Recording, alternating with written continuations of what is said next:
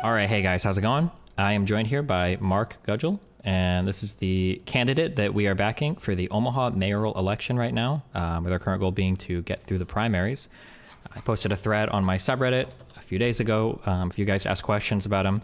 It's just an easy way to promote what we're doing. It's an easy way to give you guys kind of an idea of who it is we're actually supporting, since a lot of you guys don't know as much about him as you would have about like Warnock and all that stuff and whatnot.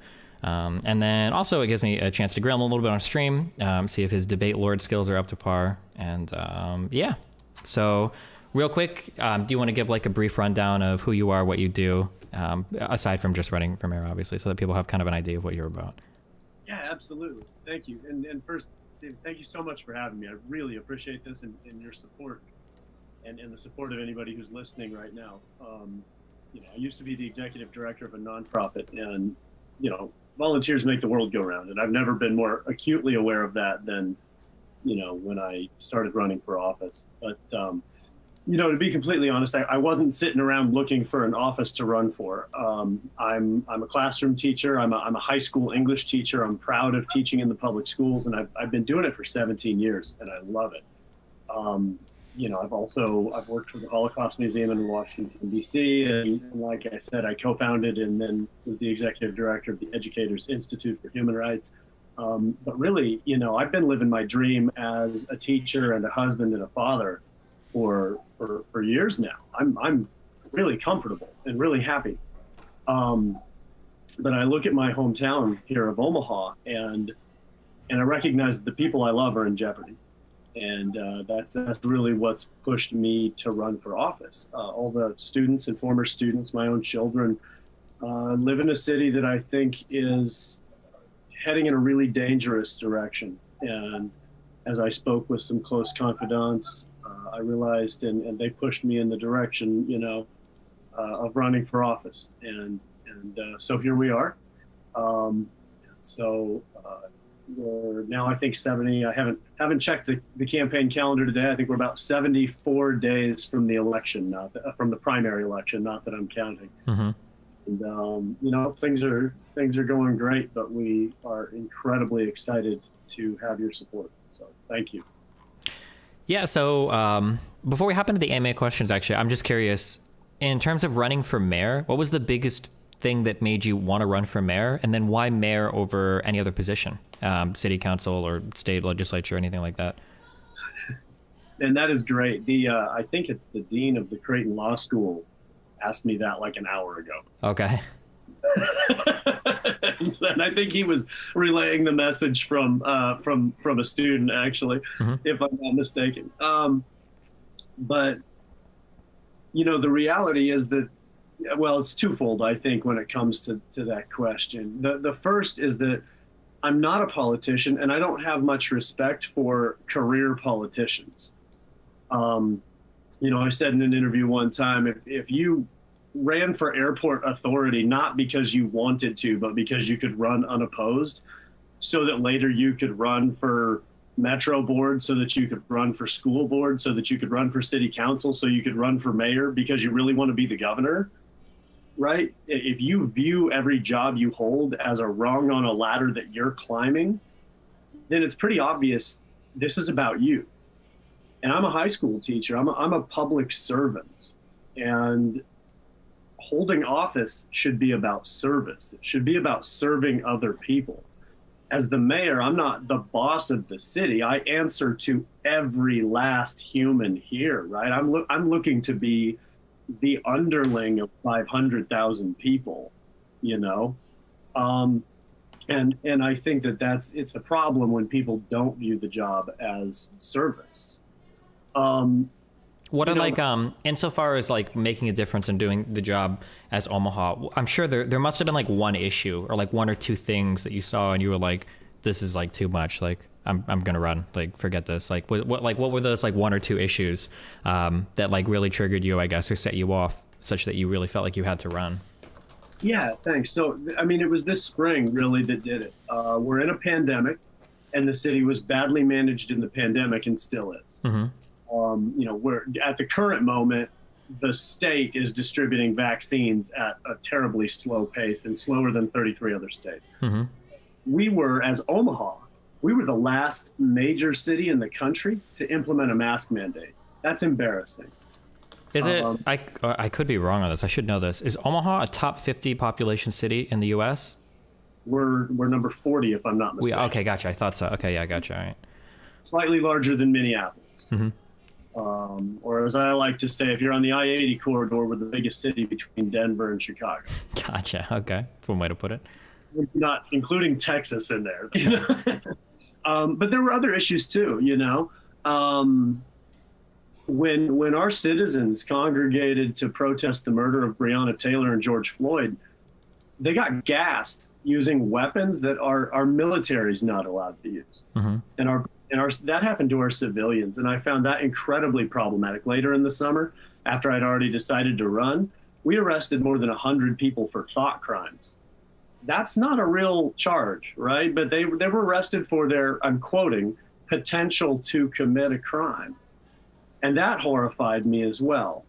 And then I think the other major issue is that everything in this city that we love and hold dear is leaving. Our small businesses are either leaving or shutting down. Our best and brightest, our most wonderful young people are leaving, going elsewhere, not coming back. I believe you're a native of Omaha in Huntington Beach right now, if I'm not mistaken, mm-hmm. right? Yeah. So, I mean, you're a very good example, one of countless, but nevertheless, a very good example. I want your talent here. Mm-hmm.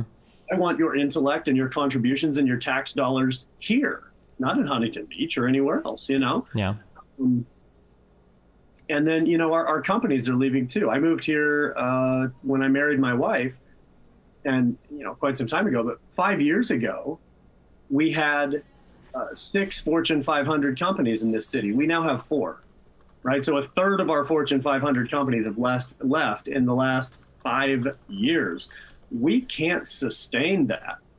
You know, we can't lose the jobs. We can't lose the tax revenue. Mm-hmm. We can't lose the flights in and out of the city. There won't be anything left of this city if we continue in this direction. So those things combined to really, I think, push me over the edge. I think I remember, was it 5 years ago? Was it not Oriental Trading? Was it ConAgra? I think that moved their headquarters out of Omaha. And it was like, yeah, a lot of people were really worried. Yeah. Mm-hmm. Yeah. And you know what? They told us why they did it too. It's because of brain drain. We can't hire the people we want in Omaha. Mm-hmm.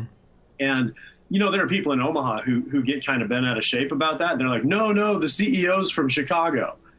And I always point out, I'm like, yeah, but he answers to a board of directors mm-hmm. that have one job in the world, and that's make money. Yeah. And they thought it was a good idea too. Mm-hmm. Yeah, this is, I don't envy your position. We talk about this on my stream a lot. It's very disappointing that in the United States, the obsession is always moving to a coast.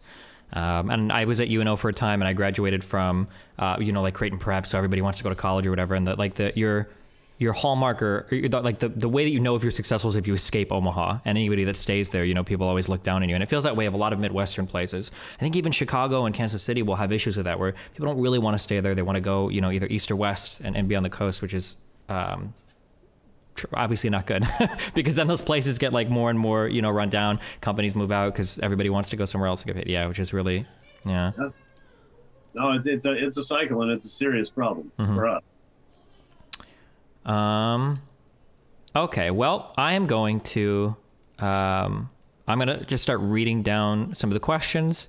Feel free to answer them as you want. I'll kind of poke and prod you, depending on how you answer for some things. And yeah, here we go. So these were submitted on my subreddit. There's a Reddit post that's up. If you have more questions, you can always feel free to post here, and then I might refresh and see if I can grab any questions at the bottom.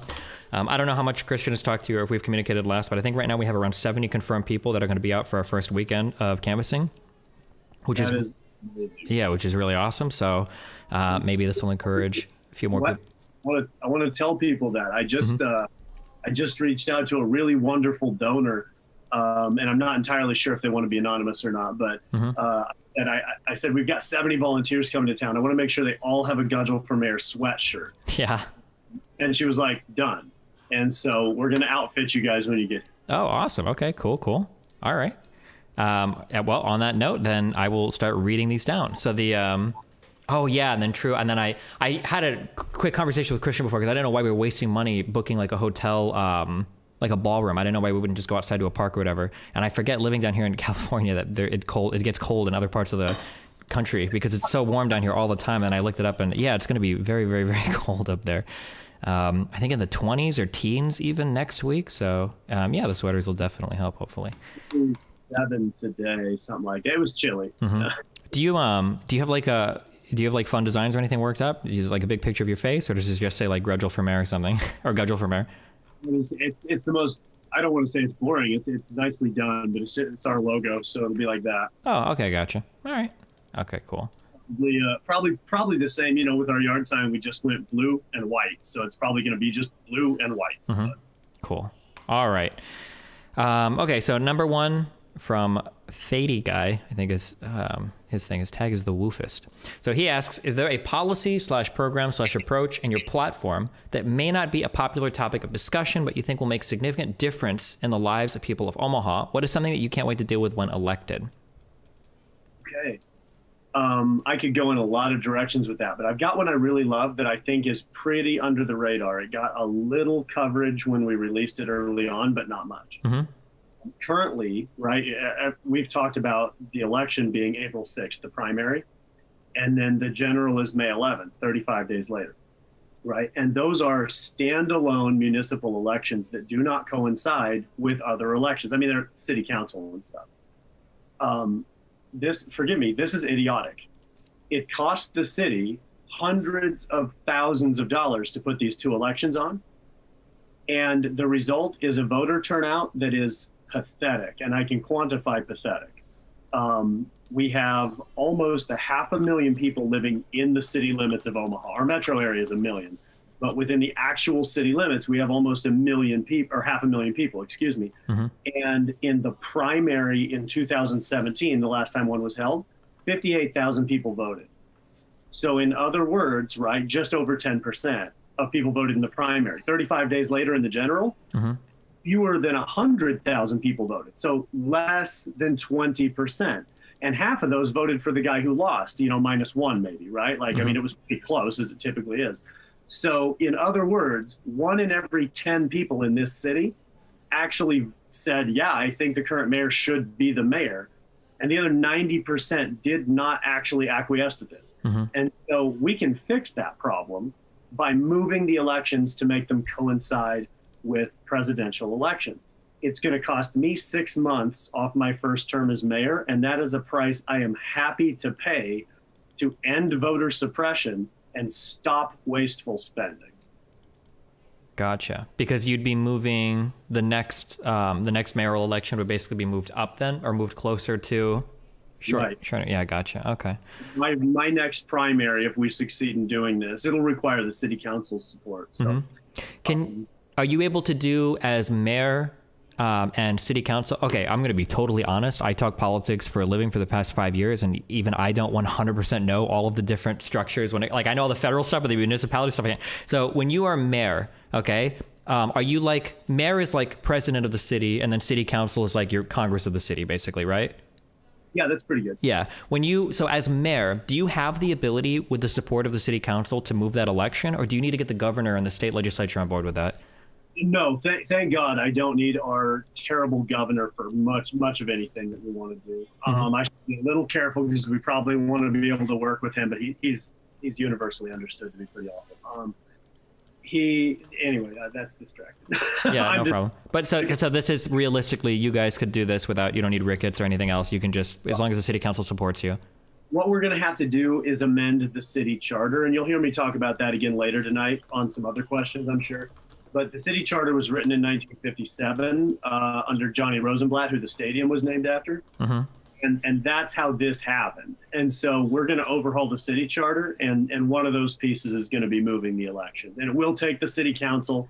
I have all the faith in the world that they're going to do the thing that's going to save us money and increase voter turnout. Mm-hmm. Gotcha. Number 2 from Bait. Oh, and obviously it sounds like a good idea. I can't imagine actually why you would have 2 separate elections, probably as an effort to reduce turnout, perhaps maybe for the mayoral one. But otherwise, I don't know why. Yeah, it seems like it makes sense that you would just do it all on the same ticket, or at least on the same day. Yeah. Question number 2 comes in from Beta Mail. What's the number one issue facing the city of Omaha today? What will be the primary policy focus of your office if elected mayor? So you're mayor and you want to blow all of your political capital on one issue. You think this is the most important issue. If you could fix one thing about Omaha that's within your power as mayor to do so, what would that issue be? We've got to stop brain drain. Got to stop what? Brain drain. Brain drain. Okay. And it's, as I said to someone tonight whose son is interviewing with Stanford next week. He's one of my, I want him to go to Stanford, go to MIT, go to Chicago, go to Yale. We've got to give him something to come back to. And it's got to be worth coming back to. And it's going to take some political capital, because the pieces that go into that, right? Stopping brain drain is an idea, not a policy. The policies that go into that, things like improving public transportation, making sure there are companies here to work for, fighting climate change so that you don't feel like you live in the one place in the world that doesn't understand science. There's so many important things that we have to do in this city. And I fully expect to burn a lot of political capital getting those done.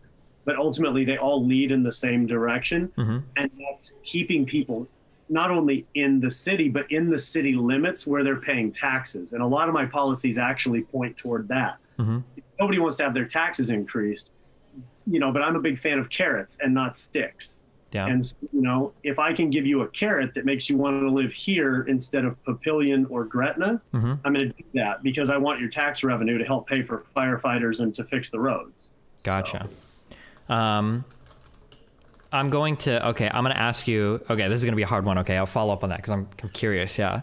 So I remember that Omaha, and I don't actually know if it changed, but Omaha was at one point, still are the home of the College World Series, right?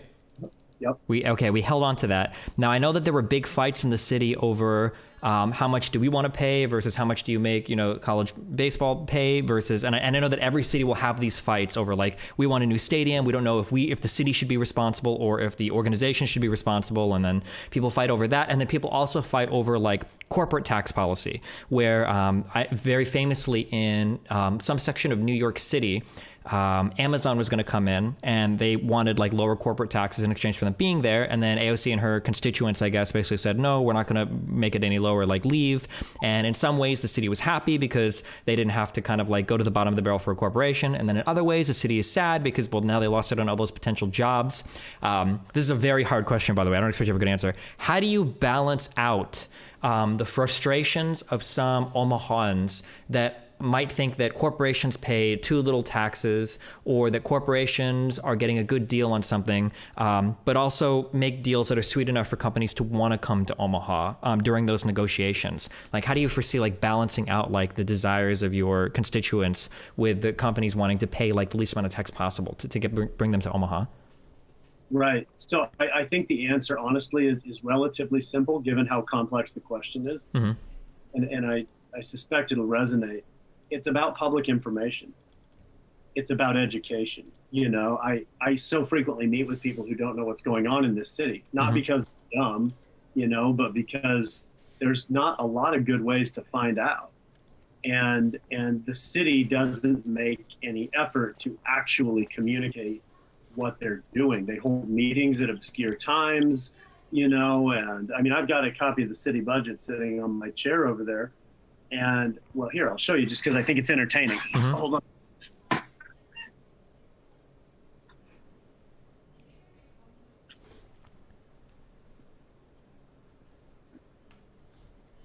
I'm not sure if I'm supposed to have this. I should be careful.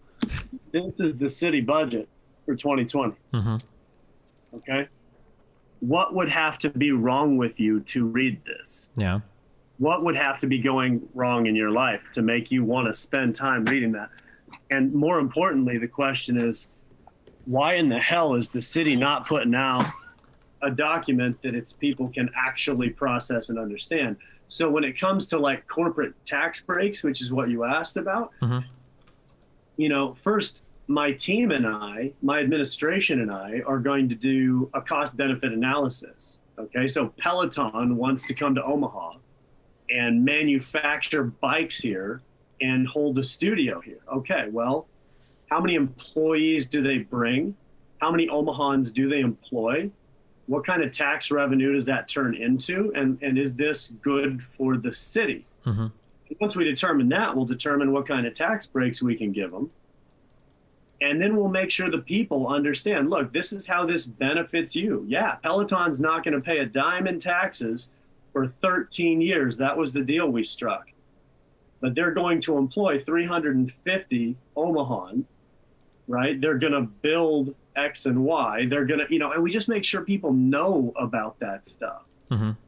And I think, honestly, as a resident of the city, if you were to say to me, I know this looks bad, but here's the deal, I'd say, okay, I might still gripe about my taxes because I'm still human, but I get it, right? And if you can get more people into this city to pay their taxes, to go out to eat, to buy houses here, to buy cars here, to labor here, and to contribute to our city, it's worth paying for.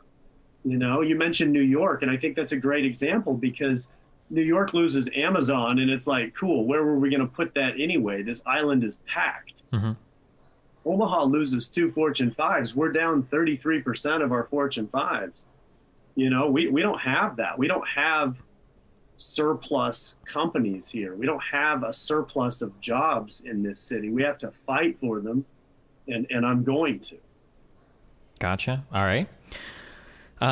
This question comes from Phoenix. He says, what differentiates you from the other Democrats running in the election? And then I'll narrow this a little bit. Obviously, Neary is like your biggest competitor, I think, in the primary. So somebody wants to vote in a Democrat. They think, this guy pulls a little bit better. Like, I should probably just vote for him instead. Like, what pulls you? What pulls somebody from Neary over to you think? Sure. And I'll tell you, there's Neary. There's also Kimra Snipes, Jasmine Harris, and there are a handful of pretty good independents in this race as well. There are 8 of us now, I believe, running for mayor, and some pretty good folks. I think what differentiates me from the field by far is my vision for this city. Other people may have some pretty good ideas, and there's definitely some passion out there and whatnot. I have a really clear vision for the future of Omaha, what it can be and how we can make it what it needs to be in order for not only us currently, but for our children and grandchildren to thrive here. And you find some of that in the platform on my campaign, but we've been releasing policy every week. We really, on Fridays, and we released a policy today just as an example that is a part of that vision that I'm so excited about. And it's called Our Omaha. And it's modeled in part after My City, which is a program in Nashville and maybe elsewhere to help acclimate refugees and immigrants to your community. Mm-hmm. To just give people a taste of that, like we have 20,000 South Sudanese in Omaha alone. That's our largest population. But we also have Somalis and Afghanis and Burmese and Nepalese, and I could go on. Mm-hmm. And so we got these huge immigrant populations and no structures in place that are worth talking about to help them. And yet they come here, they open businesses. In fact, they're almost twice as likely to open a business, which will pay taxes and employ people and drive our economy. They're twice as likely to do that as someone who was born here. Mm-hmm. Right. And in exchange, we need to help them, thrive in this city. And so we released the Our Omaha policy today. And if you're listening and that's interesting to you, check out our webpage, gudgelformayor.com, FOR. And, just look into it, please. If you get on there, you'll find actually a podcast that we recorded explaining it and a newsletter that touches on it. And within the next couple of weeks, we're going to have the actual policy link up on our webpage mm-hmm. that will point you to all of our detailed policy plans. And it's a little like that budget I showed you. They're pretty in-depth, but ultimately, if you want to really know what differentiates me from the field, it's not all bluster. There are real data-driven ideas behind my campaign. And real tangible things that are going to make this a better city for all of us. Gotcha. Awesome. Cool. I used to live down in Bellevue, off of, Highway 370 off of like 25th and Capehart, and the Offutt Air Force Base is down there. So there were always like, I had a lot of different types of friends from all over the world, just because people would come in and out of the Air Force Base and then settle in like either Bellevue or move up to Omaha. A lot of people don't realize that. Yeah. For sure. Yeah. But we need to make their lives a little easier and help them to acclimate and contribute. Okay. Next question. This is from a guy called Bad Social Skills. His question is, first of all, thank you for running on a platform to combat climate change. As a young adult, I appreciate these efforts. What do you think have been shortcomings of incumbent Gene Stothert, and how do you plan on addressing these shortcomings? So I guess, what do you think are Stothart's like kind of biggest failures? And then what are you going to do differently than her? Like, I imagine she's probably got reasons for why she's failed the way she has. How are you going to overcome her deficits? Sure. A couple of thoughts on that. The first one maybe relates back to what we were just talking about. With respect to Mayor Stothert, someone said to me the other day, the city has a manager, it needs a leader. Now, I would argue that she hasn't been a terribly effective manager, but I don't think anybody can argue that she's actually a leader for this city. We have horrifying racial tensions taking place, and she's hiding behind her gate. She's not out in the community. We're in the face of a pandemic, right? A situation that is shutting down our businesses and killing our residents. And we're not getting regular press briefings. We're not getting regular addresses from our mayor. At the very least, you could characterize that as a missed opportunity, but I think it's far more than that. I think it's a lack of leadership.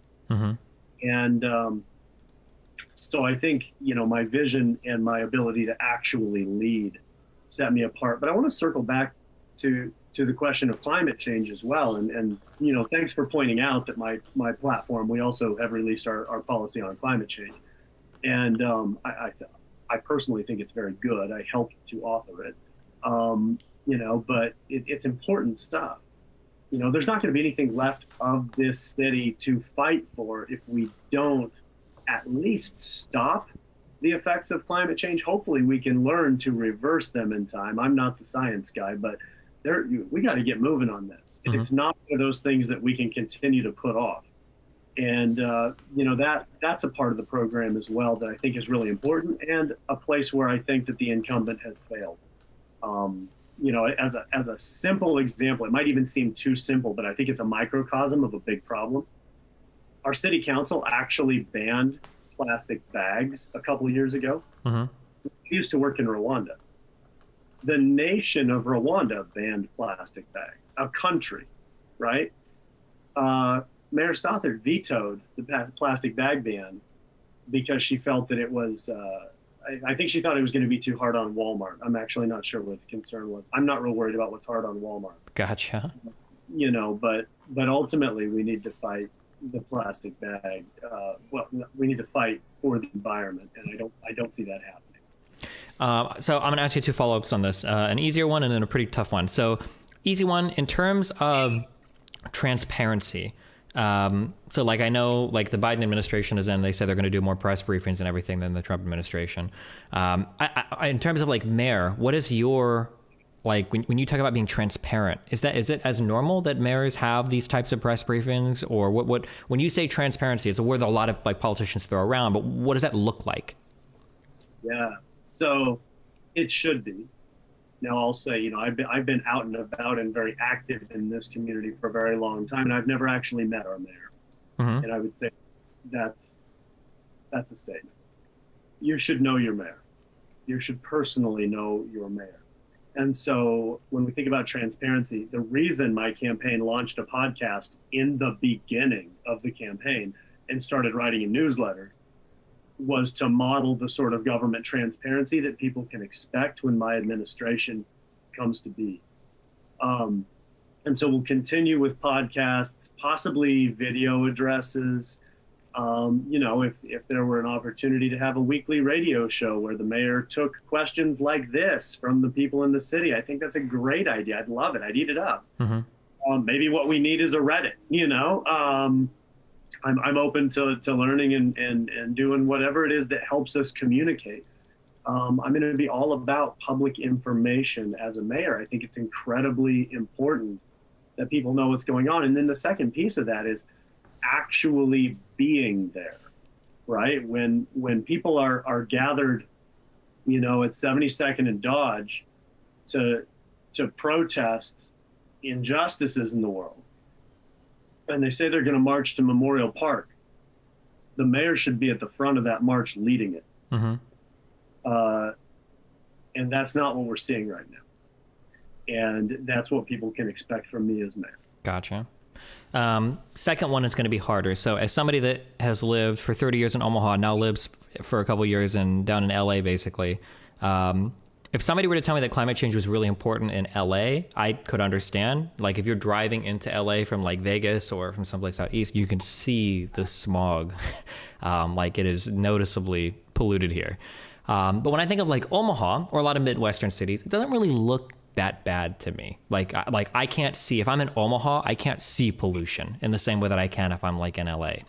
When you talk about like energy efficient measures or green energy or stuff that would, at the end of the day, maybe raise the cost of energy for a lot of people in Omaha, when it comes to like your local utilities, your OPBD, your MED, how do you sell them on that idea? How do you alleviate fears for people that might work in energy sector related jobs or in like middle class or working class citizens who are worried that they're going to see an increase in the cost of energy? How do you communicate climate change to them in a way that's not, I guess, scary for them? Sure. I think you hit the nail on the head with the word communicate. I think one of the things we have to do is figure out as an administration what the best way is to really get the message across about the long-term benefits, even if it's a short-term pinch. But I think to some extent that short-term pinch may be avoidable as well. You know, I think we can make it painless. You know, I understand. I agree completely.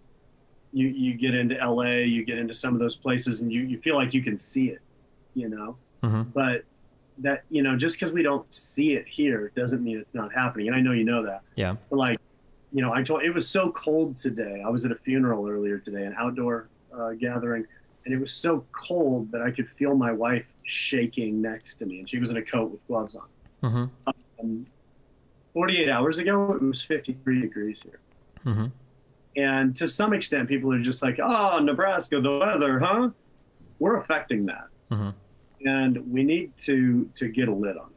Yeah. And I think that ultimately we can point to a lot of examples to people. And the other thing is that, again, as I've already mentioned, I mean, this is a city larger than Minneapolis.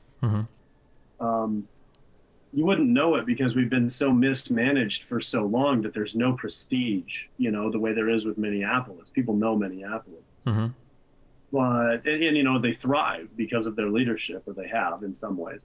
But we're role models. We set an example. And right now we're failing. Right now, you look at the small cities around us, Lincoln, which is half our size, Des Moines, which is significantly smaller, and you could go, you know, there are others as well. Ames, Iowa comes to mind. It's a tiny little town. And those cities have climate action plans. Kansas City, Missouri, which is almost the same size as Omaha, has a climate action plan. Kansas City, Kansas, I believe, has one. They all have said, this is what we're going to do about this problem. And Omaha is the one stuck here scratching ourselves going, what problem? And it's embarrassing, like not implementing a mask mandate when the rest of the country figured it out. It's embarrassing, and it has to stop. Not because we can't stand to be embarrassed. It's not about pride. It's about doing the right thing for our citizens, and we're not. Gotcha. For the next question, Fallon says, how are you going to approach growing/retaining businesses within Omaha? So it's about your verbs are great. It's about growth. It's about retention. And then I'm going to add a verb. It's about recruitment. And so with growth, right? Well, I mean, with anything else, right? I grew because I ate, right? I had fuel. And so I think that we can give businesses fuel, whether you're, you know, a Fortune 1000 aspiring to break into the 500, and we've got a bunch of those, or, well, not a bunch, but I think we've got 9. Or whether you're a mom and pop bookstore like the one my parents own, trying to figure out how to get past Amazon.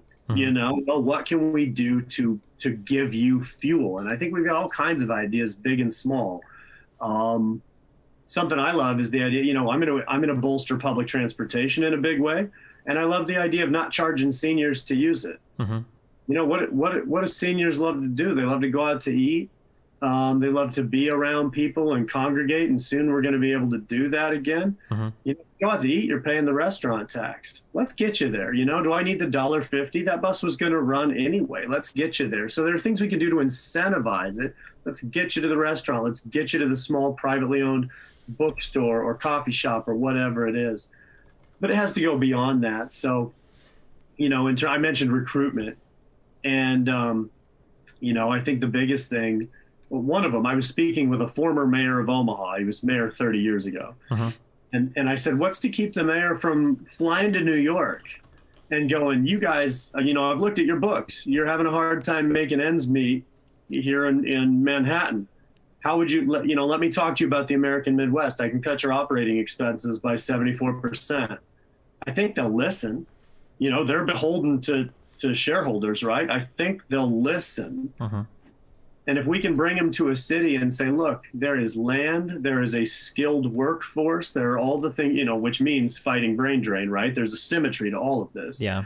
We can say, we've got what you need, and it'll cost you almost nothing to be here by contrast with what you were paying to be in Manhattan. In the very least, they're negligent if they're not listening, if they're not having the conversation. So I think we can recruit. So there's actually a lot that I think that we can do as a city to bolster our economy and specifically through business. Mm-hmm. Do you think when it comes to, I guess I'm commenting on you mentioned the kind of feedback loop. It sucks because as companies leave, people leave, and then no company wants to come because nobody's there, and it all kind of plays into itself pretty hardcore. This is you don't have to answer this because I don't know if this will give your hand away or whatever, but I'm curious. Do you have any idea of maybe not a specific company, but a type of company that you think might be suited to Omaha? I don't see why XYZ company, for example, a lot of people tech companies should move to Austin, or they're starting to, because, there's a lot of people there. It's a good place to look at. Have you thought about this would be an appropriate type of company to move to Omaha? So yes, I have, and I'm happy to tip my hand, as it were. But I'd point out, it was a member of my staff that knew you that connected us, right? Mm-hmm. I think a lot of it is who you know. I think that we can absolutely sit down with our chamber, sit down with. I think everybody knows Warren's from here, right? But he's not the only one. There's some real heavy hitters who live in this city, and I think we can say, who do you know that would really flourish here? Mm-hmm. Because we want this to be mutually beneficial. I don't want to talk a company into relocating here from Portland only for them to find out that they can't do well in Omaha. Yeah. So, who do you know? And I think using connections that are there makes sense.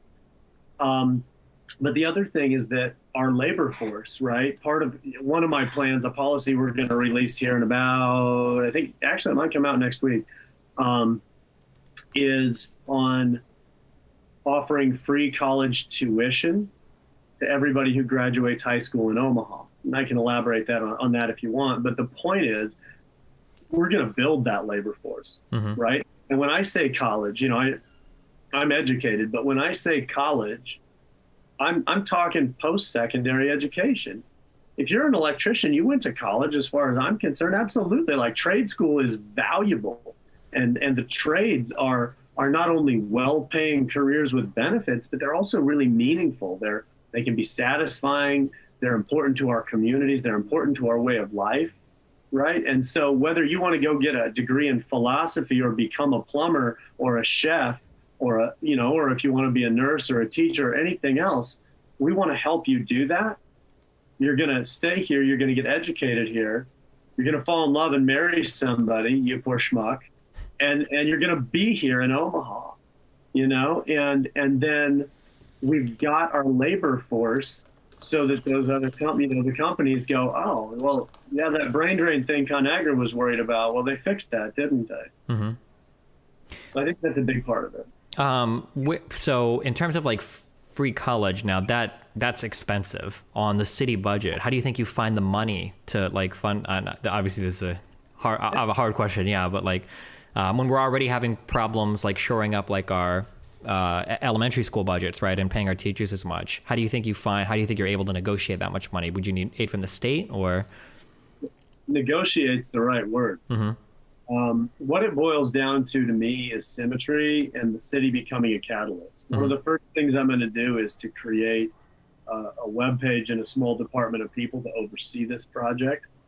What the web page is going to do, it's really, I mean, to think of it as a web page is a little simplistic, but it's going to be a resource for synthesizing resources for young people.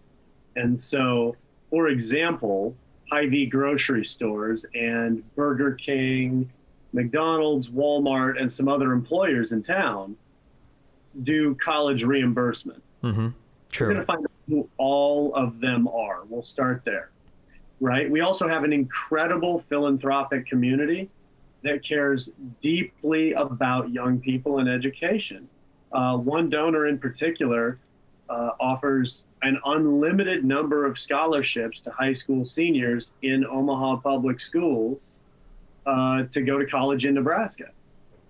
And so there's a lot of resource there. There's I think it's, forget the name of the program, Nebraska Promise maybe, you know, that lower people of without the means, without the financial means, can now go to the University of Nebraska for free. All colleges offer scholarships on some level for free, but what there isn't is something to synthesize all of this. And then, right, so that's going to get, the synthesis will get us a long ways. Gotcha. It won't get across the finish line. So the punchline here is we have buying power. We are a massive municipality. And so I'm going to go to, say, the University of Nebraska at Omaha or Creighton. Obviously, as a candidate, I don't have the kind of clout that I will as mayor. As mayor, I go to these places, we sit them down, I go, look, I would like to buy 4 million credit hours from you, but I want to pay 3 cents on the dollar. They're all going to be Omaha kids. And by the way, you wanted that street in front of your college repaved, it'll be done tomorrow. Right? And so we say, what can we give? What can you give? And we meet in the middle there and we find a way, you know, we leverage the buying power of the city. And this circles back to the vision that I'm talking about, being willing to actually do these things. And if that sound, I hope that people hear that and go, oh yeah, that makes sense. If you don't, if you hear that and you go, I don't know if that works, it worked in Pittsburgh. It works in San Francisco. It works in a number of other places. And the best part of the whole thing is that the long-term vision, right? You wind up with more educated citizens who have better jobs, who make more money, who then spend more money in your city, and you tax all of it. It's good for the long, you know, it's good for the individual, it's good for our residents, but it's also good for the city if you can think beyond tomorrow. And all of that is deeply important to my vision for the city. Do you, small question, I remember you mentioned the restaurant tax. I know that at one point, a lot of people in Omaha weren't the most fond of that. I think I remember at one point when it was implemented, some restaurants would notate the bottom of your bill and they would call it the mayor's tax because of the, have people warmed up to that idea in Omaha more for some of those entertainment related taxes, or is that still a contentious issue? You know, what's funny, Mayor Stothert campaigned saying she was going to repeal the restaurant tax. Not only did she not repeal it, there was actually, she had the opportunity to reduce it and she didn't even take that. Yeah. But here's what I'll tell you. I've talked to folks in the restaurant industry, and most of them agree that people are not going out to eat less because of the tax. Yeah. The restaurant tax, when Omaha's restaurants were thriving, which they are not right now,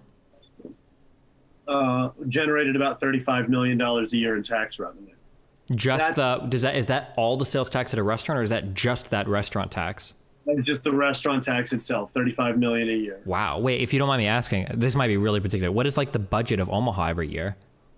I believe that monstrosity, that tome I just showed you, I believe we're at about 1.3 billion. Okay, gotcha. So that's a decent chunk of change. Yeah. A whole lot of bonds, right? We love to borrow money short term in this city. So, you know, maybe that number's a little misleading. The other thing is 1.3 billion is a joke because we aren't going to have that money. People keep telling me, well, Omaha is probably going to experience about an $80 million shortfall from COVID. And I think we experienced an $80 million shortfall from the start of COVID through, oh, the World Series isn't going to happen, crap. Mm-hmm. And then after that, I mean, the long-term effects of this thing are horrific. Our hotels are empty. Our restaurants are borderline empty. I mean, furloughs and layoffs. This is a mess, and it was avoidable. But with the restaurant tax, most folks I talk to don't seem to, it's not deterring people from going out to eat. And so I don't see us getting rid of it. Mm-hmm. I'd be willing to pledge not to raise it. I want to do everything I can to support restaurants. Yeah, especially with everything coming back online after the coronavirus, it'll be interesting to see what businesses make it and don't make it. Yeah. And then this is kind of like a broader question based on a lot of what we've talked about, because we're obviously really focused on the feedback mechanisms that go into having a better college or more students in the college, attract more businesses so that people stay, et cetera. What do you do broadly speaking? How do you, I don't want to say salvage the reputation of Omaha like its reputation is bad, but when I tell people I'm from Omaha, Nebraska, people are immediately thinking like cows and corn, that like I grew up in a cornfield, that I took a tractor to school every day. But like, obviously if you grow up in Omaha, your experience is going to be similar to Chicago, Minneapolis, Kansas. Like, it's a big city. It's a real city. There are places open all the time. You're driving around in cars, not cows or horses. Like, yeah. And again, this is broad. I know that the downtown renovation went really well. Our downtown looks really cool after all the little cobblestone roads and everything. What other like big things do you think you can do, or what ideas do you think can make Omaha like a hipper place or a more attractive place to people that are under the age of 65, I guess? Yeah, one of the things that a former student of mine who's going to school in New Orleans said to me, was she says, "I'm not moving back." And this is one of those best and brightest I'm talking about. We'd sure like to have her back. I said, "Why?" She says, "I'm not going to live anywhere where I have to own a car." Oh, yeah. Things that we can do is free people of the requirement to own a car, which currently in Omaha, it's very difficult not to. Mm-hmm.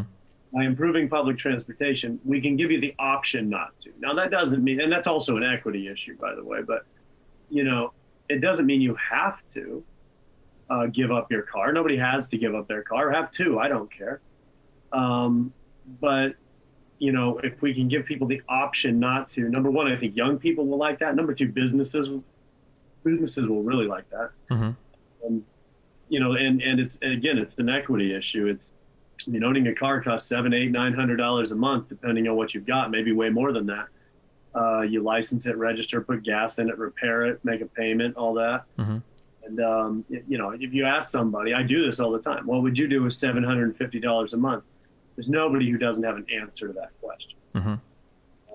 For some people, it's, I'd stop renting and buy. And for some people, it's, I don't know, I'd go to Hawaii 3 more times a year. I don't care what you do with the money. Everybody has an answer. So improving public transportation is definitely a part of it. I think that the college tuition is going to be a big part of it. And then I think we need to dream even bigger. Recruiting new businesses, making sure they have places to work, that's part of it. And I also think, we talked about the Our Omaha policy and supporting refugees and immigrants, and I think that's hugely important. I think that's part of it. People thinking of this as a global city, thinking of Omaha as a truly beautiful multicultural celebration of what the world has to offer, because we have it here. We have a Somali, community center here. We have Rwandans, we have Burmese and Karen and Yazidis and everybody else. But to find their restaurants, to go to their, cultural celebrations is not a part of the norm of our city, but it could become so, and it could become really magical. We have a gorgeous, I don't know if you've been there, we have a gorgeous Hindu temple. Where is it? Is this like downtown or mid-city or what? It's out west, actually. The Hindu temple's out by, trying to think what's out there. It's just north of Center off of, or north of Pacific, I think. I take students there, actually. Mm-hmm. We also have the Tri-Faith Initiative and a number of other kind of neat things, really neat things. But, with the Hindu temple, like, they celebrate Diwali every year. Why is the entire city of Omaha not celebrating Diwali? And what would happen if we did? How much would you want to be here if part of the norm, if every day Omaha and the city you lived in was a celebration of culture and the world that you lived in, and it can be. Gotcha. Interesting. I did not know that. And I live off of, or my house is off of 108th and Center, so I had no idea about the Hindu temple thing. Perfect also, yeah. Let's see. Okay. So a lot of these, we're talking a lot, so a lot of these are going to overlap. I do that. I warned you. I talk a lot. Yeah, no, it's fine. It's good. So we cover a lot of ground. And it's better when things are kind of more, because it's good and bad that everything is connected. It's bad because you can never just fix one problem. Like you said, like, oh, I want to make it so that we have more jobs. Like, oh, well, in order to do that, we need public transport. Oh, well, in order to do that, we need a higher tax rate. Oh, well, in order to do that, we need more taxpayers. Oh, well, in order to do that, we need increased education. Like, yeah, it's like a never ending like series of, but then on the benefit, when you start to fix some things, other things, the tide that lifts all boats or whatever. Here's a question from Sprinkles Cold for, what are your plans or concerns around affordable housing? Multiple areas of Omaha have been gentrified using city loans, forcing low-income residents out, like Blackstone, Midtown, and then soon Crossroads. Yeah, what do you, yeah. I know that there are homeless people in Omaha living in LA now. There are very few there compared to LA, but I do know that they are there. Yeah, I guess what are your ideas around affordable housing? Do you think this is a big issue for Omaha? Is this something that you really want to address? Or? Yeah, absolutely it is. Absolutely it is. And there are a lot of things that can be done. I'm a huge fan of mixed income housing projects. Mm-hmm. And it really angers me that the city is giving $80 million in TIF, tax increment financing, right? Basically it's a tax break for the wealthy, which is what most tax breaks do, right? But it's going to allow wealthy land developers to get even wealthier as they build at Crossroads. And they're building housing, and none of it is low income, and none of it is mixed income. And that's a slap in the face to this city. Mm-hmm. And it's another embarrassment. We do need lower income housing. And a lot of that is baked into my other policies. So with the Our Omaha policy, we're talking about, you land in Omaha. I greeted a family, what is today, Friday? I greeted a family 2 nights ago at the airport, a family of 3 coming in from Afghanistan. They land here, they're going to get a small check from the government. They did not speak English at all 3 of them. They had an interpreter. And so there are a lot of things we can do with the policy in terms of, classes and helping them out. The point is they're going to get a small check. Somebody set them up. There's some great local organizations, Refugee Empowerment Center and Lutheran Family Services and others. Somebody set them up with an apartment, and they're going to have a place to live, but they've got these small checks. They don't have jobs. They don't speak English. This is not a smooth path in front of them. Mm-hmm. And so one of the things that's baked into that policy is that the city builds some buildings every year anyway, and I'm not even quite sure why, or if it's just habit. We're going to start building, housing for people and providing how we might buy some of this too, providing housing for people to live in longer. And maybe they begin to pay and they pay a little bit more every month, but we let them ease in instead of like, here's your $1,200, your rent's $900 a month. Mm-hmm. Good luck, Yeah, this is like a question. I honestly don't know the answer to this. This is kind of related to this. Why is it that everything at 72nd and Dodge dies? Why does nothing survive there? I actually, because growing up, I always felt like, I know you've got downtown, but that always felt like the center of like, it's 2 huge intersections. You've got Dodge and 72nd, but the mall there is like very depressing, very closed, very dead. I remember there used to be like a Fuddruckers, like all the restaurants that would be, I think it was on the southeast corner of that or the southwest corner of that would always die. Like why can nothing survive on 72nd at Center or on 72nd at Dodge? Well, I think there are a lot of answers to that question. And I guess I'd say I don't think that nothing can survive there. I think that, there was a shopping mall. Unfortunately, our plan for that shopping mall is to tear it down and build another one. Yeah. That seems problematic to me, but I think it's also a done deal. So I'll do what I can to fight the tax increment financing for that. But I think beyond that, it's going to happen. Hopefully it works. Mm-hmm. Hopefully offering housing and stuff like that works. Across from that is what's called Do Space, which is, I think, a joint project with the city and the community college, Metro, and possibly some other investors. and it's a pretty cool little thing. And I think that they're thriving. I hear about it all the time. I haven't looked at their books or anything. So I think, ultimately that's prime real estate. Like the University of Nebraska, Omaha is right there, right? And Children's Hospital is right down the road. Like that is prime real estate.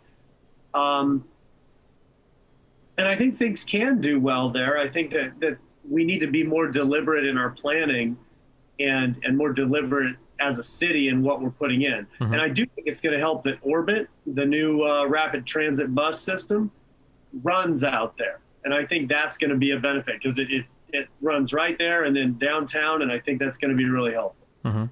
Okay. For this question, okay, so with a lot of focus on the, this comes from Sundraki, with a lot of focus on the police and the media, are there any changes or reforms that you think would be beneficial for the Omaha Police Department? A number. Yeah. And, the first thing I mentioned earlier, right, revamping the city charter. It said there were other things we do. One of the things I want to do when we revamp the city charter, as a public school teacher, I answer to a board of directors. I answer to the school board. Police and fire, there should be a public safety board. And there was at one point public safety oversight in the charter. It got taken out, ironically, by someone now calling themselves the law and order mayor, I believe. I think we've heard that phrase before. Sure. A failed president. But, I think we can put into the city charter civilian oversight. And this is not a punishment, right? It's just how things should be done in a democracy. You don't answer to yourself. We don't need loose cannons around here, And so, sorry, that's my wife. Say hi, honey. You're good. Don't worry about it. I didn't know that was going to happen. So, getting civilian oversight in place is an important thing. I'm also, as I mentioned, not at all a fan of militarization. And I think, I'm a Nebraskan and I'm from Western Nebraska. So I'm not anti-Second Amendment at all in the way that I think a lot of members of my political party are. I'm anti-civilians owning military-grade weapons. That I find problematic, and I think that a lot of people have tried to link those things like, well, if he doesn't think I should own a tank, then he doesn't think I should own a hunting rifle. And no, I really think you should own a hunting rifle, and I really think you should hunt deer. They're delicious, and it's fun. And please go hunt birds, and, on and on. But, collecting Kalashnikovs, I find problematic. And I find, more to the point, I find a militarized police force, right, to be really problematic. You want to cause a riot, show up in riot gear. You want to prevent a riot, show up and talk. And that's something I'd like to do. Gotcha. All right. And then... we spoke in private a little bit about, because I was wondering how difficult it is to run in terms of like, how do you maintain support from the police? But then you're not running as the Republican, so the police union likely won't be begging. I will say, and I don't know how private, I guess I'll have to talk to them more specifically. I have gotten at least one person from the OPD that's going to be out canvassing with us, which I think is like really cool. One thing that we'll probably be talking a lot about in the future, and then I'll be talking a lot with my canvassers, is that Omaha is in a pretty unique area where we can be a little bit more left-leaning than maybe the rest of the state, or than a lot of people traditionally think Omaha can be. I think the entire country was pretty surprised when was it any District 2 or any District 1? I remember what Omaha's called went, for Biden, which was very surprising. So yeah. Okay, scrolling down, what have we not covered yet? So this is incentives for Omaha to grow as a city. We kind of talked about this. So here's something from Sudi Turn. He asks, how will you address, no, this is kind of the lack of trust many in the community have of the police department, but I imagine a civilian oversight board would go pretty far into hopefully alleviating some of the concerns there. I hope so. And that doesn't have to be a one-off thing either. We can have other programs. I would like to see, I'd want to talk to the police first because they know what they need. But, you know, one thing that occurs to me, I'd love to see more officers on foot. Mm-hmm. In a beat where you can actually talk to somebody and help them jump their car instead of just driving around, you know? Mm-hmm. Again, I'd want to talk to our officers and get their feedback, but that, you know, I'd like to see a lot of things done to help grow those relationships. Mm-hmm. So here's an interesting question. What is one of the biggest criticisms of you or your agenda, and what would you say towards that criticism? So I imagine at this point you've probably talked to a few, I'm guessing on your podcast, you've probably had questions, and then maybe local like talk show hosts. What's like the one question that you find you're getting hammered the most on? Like, you want to come in as a Democrat, how are you going to destroy the police or guns? Or what's like the thing that you get the most that you feel like you need to answer to? You know, I mean, there's certainly that stuff. The one that I get the most that I find a little perplexing is, why didn't you run for city council? Mm-hmm. or something else, you know? And I would tell you, I think the problems that we face are too dire to wait for me to climb that ladder that I don't think people ought to be climbing anyway. Mm-hmm. And because my skill set lends itself to this office. And I think that that's really important. I hear a lot of, well, you don't have any experience in politics. And I think, thank you. You don't have to flatter me so much. Mm-hmm. I don't think that's a benefit. I think it's going to be a tremendous benefit to me to go into office and not know how things are supposed to be done, you know? And if someone's listening and not watching, I used air quotes on supposed, you know, but like, I don't care. Not only do I not know, I don't care. We're going to do it in a way that makes sense. We'll use common sense and not go, oh, well, yeah, but we've been doing it this way for so long. You know, I mean, tradition can be a real problem. It's a meaningful thing in some instances, but I don't want to see this city stuck in a rut. And I think we have been for a long time. So honestly, my quote unquote lack of experience, I think is one of my greatest assets, but I do get questioned about that. Mm-hmm. Okay, we're hitting about an hour. I don't want to keep you all night because I know that you're 2 hours ahead here, or 2 hours behind, I guess, depending on how. 2 hours ahead, I think, is what people say. Whatever. I enjoy it, and I'm grateful that people are interested enough to ask questions. Mm-hmm. Something that I think I brought up in private to you once, and I'm just kind of curious in terms of how you hear it. So I remember in Omaha, I hear all the time complaints about our property taxes, and then in the next breath, I'll hear complaints about how our schools are underfunded in certain districts. Property taxes being, you know, one of the few taxes that, you know, middle class and Americans definitely feel, or people in Omaha definitely feel. How do you have any plans or ideas on like how will you shore up some school budgets given people's reluctance to look at the property tax? And then another question, and you definitely know this is a teacher in Omaha North. What do you do to shore up the massive difference in opportunity between the different school districts in Omaha? Because man, the difference between like Omaha North and like West Side is unimaginable.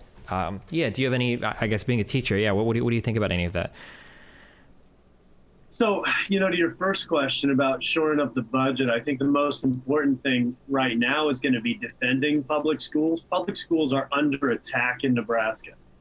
We have resisted, you know, we don't have charter schools. We don't. We've resisted it as a state. We don't allow it. We need to continue.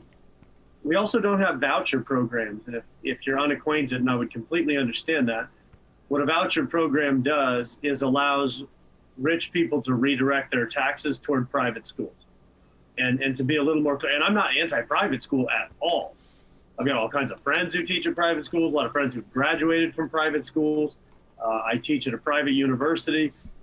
I'm not anti-private school at all. I am pro-public school, but there's a big line to be drawn there. But I am anti take my money away from the public school and put it toward the private school, right? So if you go to Brownell Talbot, my guess is your tuition is north of 20 grand a year. I'm not sure, but it's a pretty prestigious and I think fairly expensive school, private school in Omaha. Well, let's just say your tuition's $20,000 and we put a voucher program in place. Well, now the super rich house I live in, especially if I'm paying $20,000 for, you know, second grade, I pull that tax money out of my school district, the public school district, and put it toward that tuition. So it's a nice little deal for me personally. and destroys the public school system. Yeah. And so honestly, as mayor, as a high school English teacher running for mayor, I am, I am going to use the bully pulpit to the full extent of my ability to make sure that that nonsense doesn't happen in this state. And if I'm the mayor of Omaha, I'm the mayor of a little more than 25% of the state, so I can make some real noise, and I will. We're going to make sure that that kind of thing doesn't happen. So number one, we just have to defend our public schools. Our governor, our wonderful governor you and I mentioned earlier, actually, so Nebraska ranks 48th out of 50 in the amount of money comes from the state to the public schools. 48 out of 50. Again, embarrassing. Our governor has actually made his priority bill for 2021, putting a further cap on that. And so just fighting that fight as mayor is going to be really important. To the issue of equity when it comes to paying for public schools with property taxes. This we can circle back. There's wonderful symmetry to so much of this.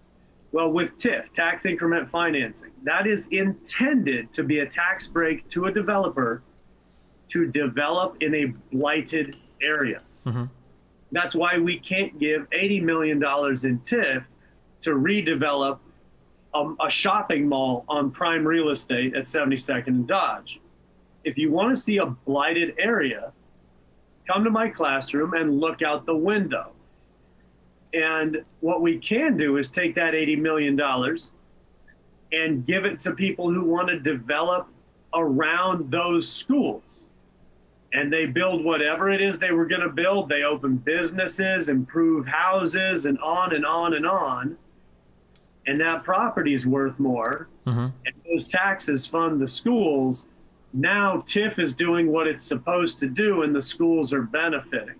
So some of it, from my standpoint as mayor, is just going to be eliminating the corruption that's going on in our city and redirecting finances that were already approved to support our schools to where they need to be. Yeah. The voucher program sounds like it would be atrocious. As somebody that went to a private school, because I said I went to prep. I think I was looking at the tuition is like $15,000, I think, a year now to send a student there. And even though you don't have a voucher sending money to the school, there's still like an immense amount of drain that happens funneling kids into those schools. Cause like all of the kids, cause even if you put money aside, like really smart kids with like really like driven parents that want them to succeed are then taking those kids out of the public schools and then sending them to the private schools. And so now those kids aren't in the classrooms, and having smart classmates probably helps every student in the class. And even like small things like bake sales and everything probably go way better in private schools where every parent is loaded, versus in the public schools where now you've taken all those people out. I super valued my private school education. I really love it, but man, one of the things that just made me so upset is for my own kid, going through elementary school, I decided that I wanted to do public elementary school, but not in most of Omaha school districts. Now, I'm thankfully wealthy enough that I can move to like the West Side School District and put them there. But like the thought of like, man, if you just don't have the money for it and you're like kind of like stuck in like a lower performing district, that's like such an incredibly sad and frustrating thing when education is supposed to be like the thing that as long as you go to school and show up, like you're going to have a chance.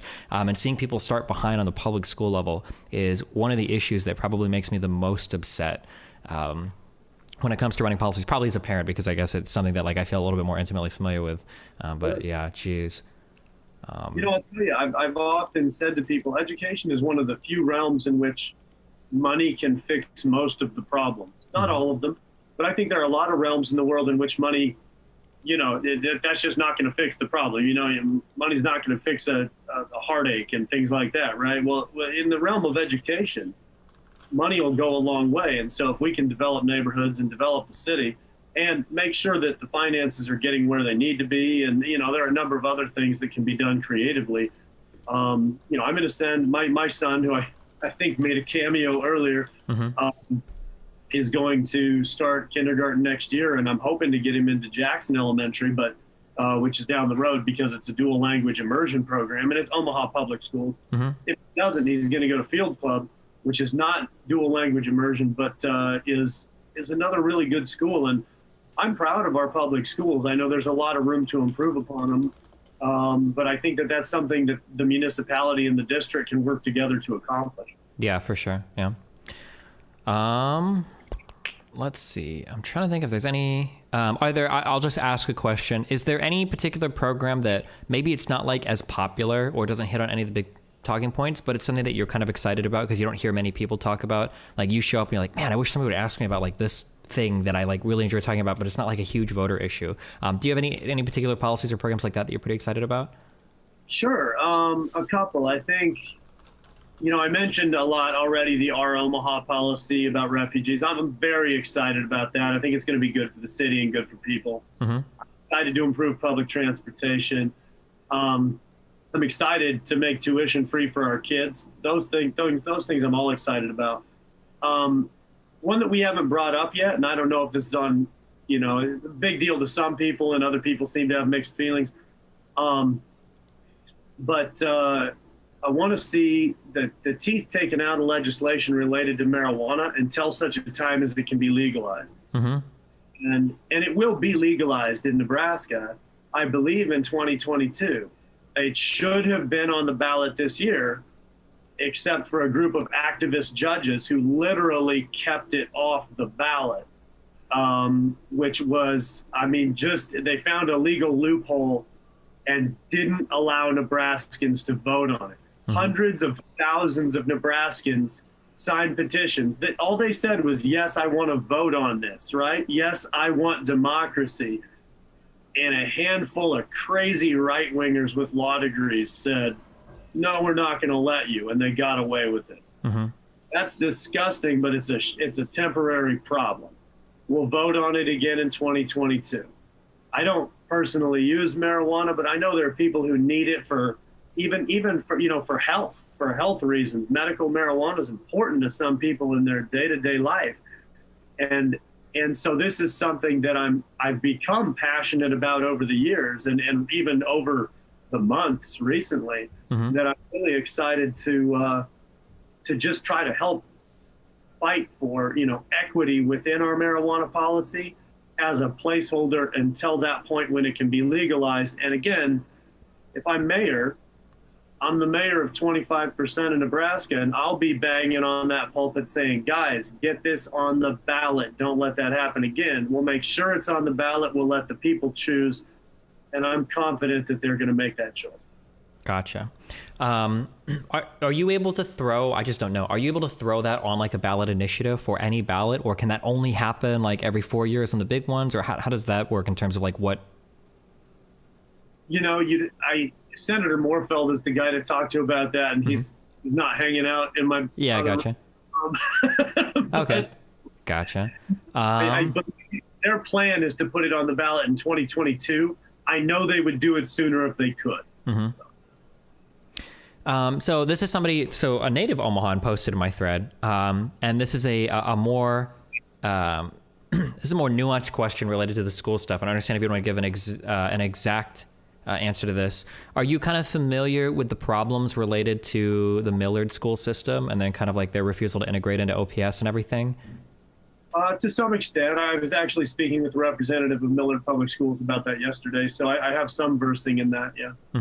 Do you think that, is this something, I can read out the full question, or do you want to kind of speak to that on like, would you have a goal to like more formally like integrate these guys into the OPS, or do you think that they have problems related to kind of gerrymandering their school districts, like, allocating the poor people over to Millard South and everything, or the way that they draw their borders for, their schools? Do you have any strong opinions related to these things? I certainly do have opinions about our public schools, and it strikes me that we have a municipality with so many districts in it. Elkhorn's building a third school. There will be 3 schools in Elkhorn, high school. I'm just thinking of high school. Yeah. So 3 in Elkhorn. There will soon be 9 in Omaha public schools. We're building 2 more that open soon. They just named the principals a couple days ago. Oh, geez. Okay. Yeah. Great people too, but one of them is, Millard has 3 high schools. West Side, right, District 66 has 1, and I find that problematic It's not something I intend to address as mayor, initially, at least. And I'm not entirely sure how to do it either. I do believe that the whole idea of funding, using property tax within the municipality to fund the school districts, right, makes sense. And I believe that education is a human right. When we look at Millard is not what it used to be. This was a big part of my conversation yesterday. Elkhorn probably looks a lot like Millard did 20 years ago. Pretty homogenous group and very wealthy. I don't think Millard is terribly wealthy anymore, and I don't think it's anywhere near as homogenous as it used to be. One of the things that I would say is that if it's good for Omaha, it's good for Omaha's public schools. And if it's good for Omaha's public schools, it's good for Omaha. And so one of the things that I pledged to do early on, if you look at my platform, is to create committees and panels, not only of students, but of teachers and of administrators, superintendents, to sit down and talk about these issues and find the common ground and work together. I recognize that they're complex, and I know that people are very emotional sometimes about their school district. We get proud of schools, right? I can say the Huskers suck. I would rather you didn't, Sure. I'll beat up on them because it's my alma mater, but I'll get edgy if somebody in an Ohio State sweatshirt does it. Oh yeah, sure. There's an irrational tie to schools as well, which I think is healthy, but I think we have to find ways to work together to support the public schools for sure. Okay. Gotcha. All right. Well, we're hitting almost an hour and a half here. I think we covered a lot of ground here. I see like a lot of other questions, but they all kind of fall into the vein of stuff we've talked about. I'm sure that if you want to do another one of these in the future, we can also gear another one of these in the future towards other questions as well. Yeah. Do you have anything, I guess any final words or anything you want to say? I think a lot of us will be down there in about 2.5 weeks. I think our first canvassing event is on February 6th and 7th. And then I don't know if we've confirmed anything yet, but I think you're going to come down and like speak to us a little bit before we head out on Saturday morning or something. So. Yes. Yeah. And so I think to that effect, I began by saying volunteers make the world go round, and I mean it. I knew that when I was the executive director of the Educators Institute for Human Rights, and most of my staff were volunteers. But now as a candidate, it's just increasingly clear to me, this is the thing. This is what's going to make it happen. And so to anybody, especially to you, Stephen, but to anybody who's joining you and wants to come help take back City Hall here in Omaha, I could not be more grateful. I could not be more appreciative. And this is going to make a difference. I think I mentioned 58,000 people voted in the last primary. There are 8 of us running. I fully expect to win the primary by 50 votes or lose it by 50. And so you coming to this city, spreading the word, getting the literature out there, talking to people is going to be deeply meaningful to our success. So I'm grateful. And also, I want to be as accessible as possible. I appreciate this so much. And so I'm definitely going to come down and talk to you. I'm going to go out and canvass with you. I hope we can get a socially distant coffee somewhere along the way. I hope you'll come back. But let's do this again. And people can email me if there are other questions. If somebody gets in Reddit and says, he did not answer my question, please just put us in touch, because I'd love to. I'm just so grateful for the assistance and for people's belief in our vision. And we're going to make Omaha a great city, and we're going to do it together. So thank you. Cool. Awesome. All right. Well, hey, I really appreciate you coming to answer some questions. It'll be fun when we do this again, maybe after our canvassing event. And yeah, if you guys want to, what's like your primary thing that you direct people to? Like visit my website, follow me on Instagram. What's like your big thing that you kind of push people towards? Right. So Gudgel for Mayor, GUDGEL FOR mayor.com is our webpage. And that's also, you'll find me on social media there. My name is Mark Gudgel. You can find my personal accounts on Twitter, Instagram, and Facebook as well. But follow the campaign accounts. We put out, our social media director is phenomenal and puts out all kinds of great information. So please follow us on social media. And if you get on the webpage, you can learn more about us. Listen to the podcast. We have a great weekly podcast that helps disseminate information and promote government transparency. Read the newsletter and just get to know us better. I'd really appreciate it. Cool. Awesome. Well, thanks a lot for joining us, Mark. And I will be back to you guys in about 5 or 10 minutes. And yeah, I'll see you guys later. Remember to hit that like and subscribe, and don't forget the notification bell so that my videos show up right in your feed.